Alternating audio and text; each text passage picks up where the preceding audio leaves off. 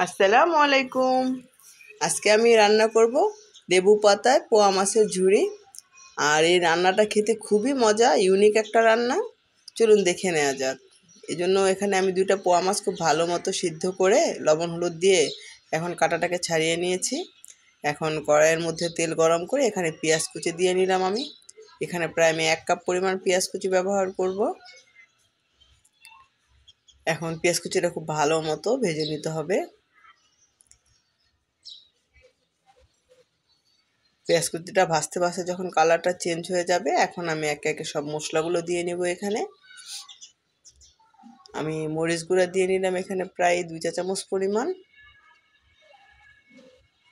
আর হলুদ গুঁড়া দিয়ে নিচ্ছি আমি এখানে 1/2 চা চামচ পরিমাণ। আর এখানে আমি আদা ব্যবহার করবো না, রসুন বাটা দিয়ে নিচ্ছি আমি এখানে প্রায় 1.5 চা চামচ পরিমাণ। আর স্বাদ মতো দিয়ে নিব আমি লবণ।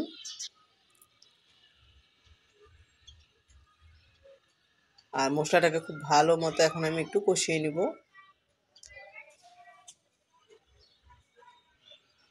আর এই পর্যায়ে চুলার জালটাকে আমি মিডিয়ামে রেখে মশলাটাকে কষিয়ে নিব, তাহলে মশলাটা পুড়ে যাবে না। আর কয়েকটা কাঁচামরিচ আমি এখানে দিয়ে নিলাম।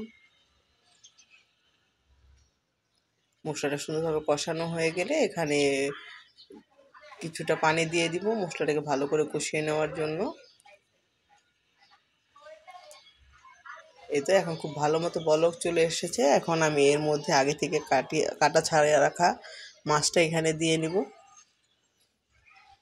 এখানে আমি কিছু রসুন কোয়া, 2টা তেজপাতা আর একটা বোম্বাই মরিচও দিয়ে নিয়েছি। এখন সব কিছু মশলার সাথে খুব ভালো মতো নেড়ে চেড়ে আমি মিশিয়ে নিব।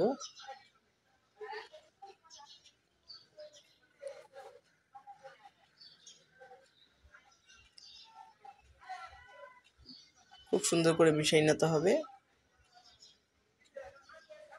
আর এখন ঝোলের জন্য কিছুটা পানি দিয়ে নিব, প্রায় 1/2 কাপ পরিমাণ এখানে আমি পানি দিয়ে নিলাম। এখন আমি এটাকে ভালো মতো রান্না করব। আমি আরও হাফ এখানে বোম্বাই মরিচ দিয়ে নিলাম, অর্ধেকটা। এই তো এখন নেড়ে চেড়ে ভালো করে ঝোলটা শুকিয়ে নেওয়ার পালা।